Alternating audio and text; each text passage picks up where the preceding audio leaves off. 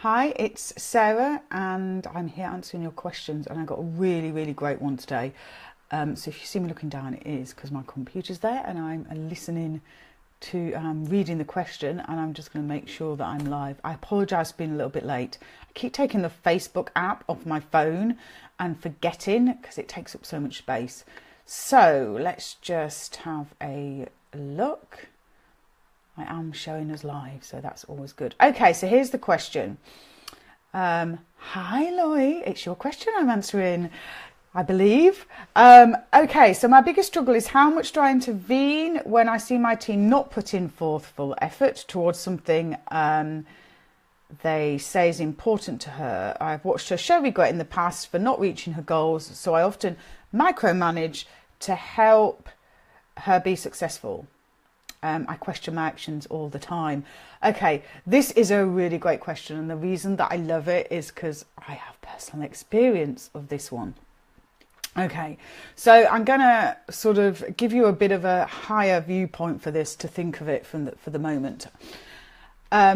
So when anybody, including a teenager, sets a goal, there's several questions that we need to ask, and I think we often forget to ask a really vital question. I just need to move that down. It won't move. We'll leave it like that. So if I'm working with a young person or with my own children and they say, oh, I really want this, whatever that is. Let's say I want to be a YouTube star. I'm using that off the top of my head. I say, okay, great. You know, it's nothing wrong with that. Do you know what it takes to get there? So whatever the goal is for the child, that the child set, I ask the first question is, do you know what it's going to take to get there? Now they either know or they don't know. So if they don't know, we go off and do some research and we find out, like, somebody that's achieved that, what have they had to do in the past? And this is a really great thing to do with our own goals. So if I say I want to run 5K, what do I need to do that? How long is that going to take me? How much do I need to run each day? So I would go off and do that research. That's the first point. And we often do that with our kids, and we go through that with them. Then there's a fundamental question that we don't ask them. And here it is. This is for free. Knowing what it takes, are you willing to do it?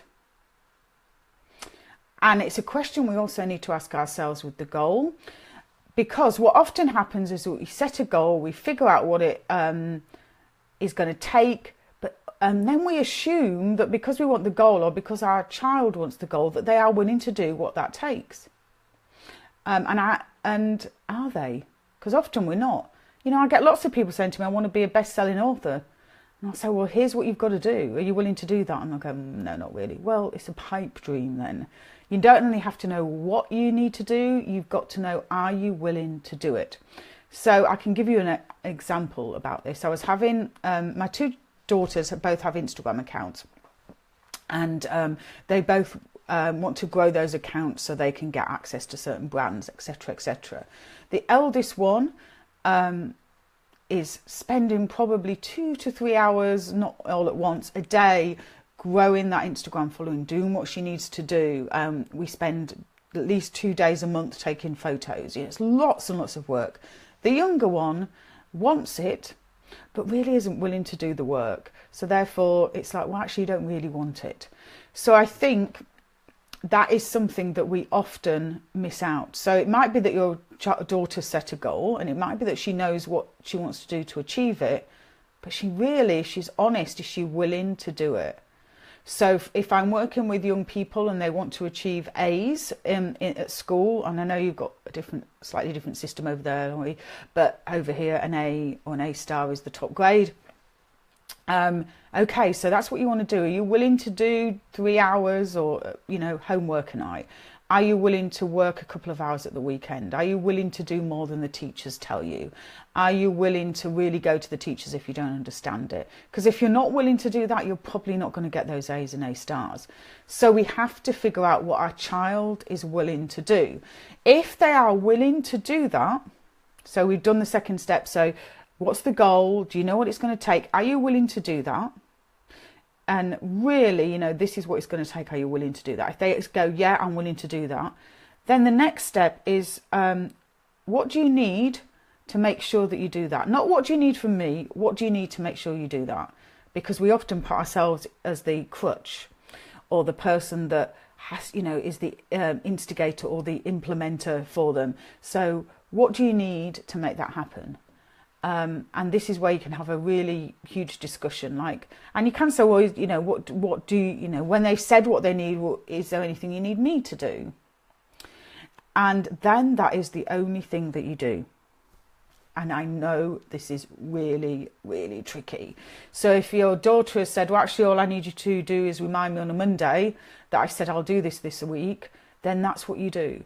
If on Tuesday, Wednesday, Thursday, Friday, she still hasn't done it, we don't say anything, because we've done what we've reminded her of. We might at the end of the week say, you know what, that thing that you said you were going to do this week didn't kind of work out, did it? Do you think we might need to change the plan? But when we micromanage them, and I know how hard this is, and sometimes I do it myself, we're not helping them. Because what we're teaching them is really, I think, to grow up with a fixed mindset rather than a growth mindset. And I did a huge teaching on this in this group, which you can see. And growing up with a fixed mindset is not good, particularly for girls. It's really, really damaging. Yeah, and I know it's the hardest thing. Well, you know, we don't want our children to fail. We don't want to see them uncomfortable. We don't want to see them in pain. But if we try and protect them from that, actually what we're really doing is causing them problems later on. So I think we have to let it go wrong. And when it, but don't judge when it goes wrong. So the worst thing to do is, well, I told you so, and you didn't put the effort in, and blah, blah. It's okay, so what went wrong, and how can we make sure this doesn't happen again? Because if you have set it up right at the beginning, you know, what are you willing to do? What do you need to make this happen?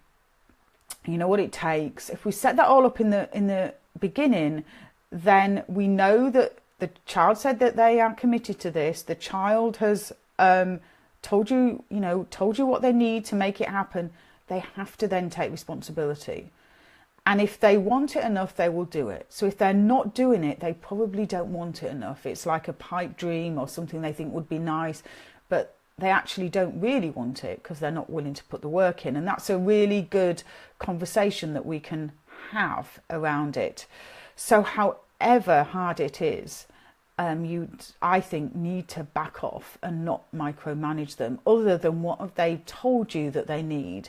And maybe going back at the end of the week and saying, okay, well, that didn't work, or wow, you know, that worked, we did great this week. Do you want to continue doing that next week or something different? Or going back at the end of the week and saying, you know what, that didn't work at all. So for example, if I use my daughter's Instagram account, when she's working, I do go in and manage it. And that's one of the conversations we had in the beginning. But if, and then she manages it for the rest of the time. But if that engagement goes down while she's managing it, then there's a conversation that we have. Okay, so the engagement went down. What are we going to do to make sure that that doesn't happen again? I think as parents, we have to stop thinking our job is to protect our children from pain. Our job is to keep them safe. Our job is to love them. And our job is to ultimately set them free and make them independent. Our job is not to make sure they never feel pain or never feel uncomfortable or never fail, because we know that that's not life, and it doesn't work like that, and they will get hurt. And then the first time they get hurt and you're not there, they won't be able to deal with it very well. And I think what we have to stop doing, and this is I'm going to say this, and it's cutting me like a knife even actually thinking about it, but I think it needs to be said, is that we are not judging our children. You know, we're not taking ownership of our children's failures. They're not our failures. If our children don't commit, or they fail, or they don't do what they've said they're going to do, it doesn't necessarily make them a bad person and us a bad parent. It's nothing to do with that. It makes them human. And often we don't see Now the phone did something weird then and sent me off into another world. And often, you know, we sort of see their failure as ours, and we think we've done something wrong. And actually, it's not. Often it's that the commitment wasn't there, or they weren't willing to do what it takes. And that is a hugely valuable lesson in itself. So what I might do if I was you, Laurie, is go back and have a conversation. So if there's something that she said that she wants and she's not committed, go back and say, yeah, you know, so what is it you really, you know, you said you want this. Are you willing to do what it takes? Because here's what I'm going to do and here's what I'm not going to do. And that's a really good conversation to have. What I'm going to do is, you know, remind you on a Monday. What I'm not going to do is nag you anymore every day, because it's, you know, it's not helpful. So here's what I'm going to do. Here's what I'm not going to do. How does that work with you? Is there anything else you need? And then step back and cry in your bedroom or in the toilet, or, you know, think whatever, you know, whatever. Your child is not going to become an absolute failure because they don't meet every commitment they ever make in life. Yeah. You know, what we're doing as a teenager does not necessarily mean that's how we end up as an adult. However, what will harm her is if you constantly step in as a crutch and she doesn't get used to dealing with failure, disappointment, and all of those other things herself. That is quite damaging and means that she'll, you know, more likely get depressed, more likely suffer from bad self-esteem, not because you're doing anything wrong, but just because she's growing up more with a fixed mindset. So that temporary uncomfortableness, that temporary disappointment is better in a way than raising a child who never experiences that, and therefore any disappointment becomes like so huge they can't deal with it and feel really, really depressed. I know this is tricky, but you've got to think long term rather than the short win, because the short win is not necessarily what's helping our children. And I feel for you here. I know how difficult this is. I often look at my children thinking, oh my God, this is going into a brick wall. I can see it coming. But actually that's for them to learn, not me.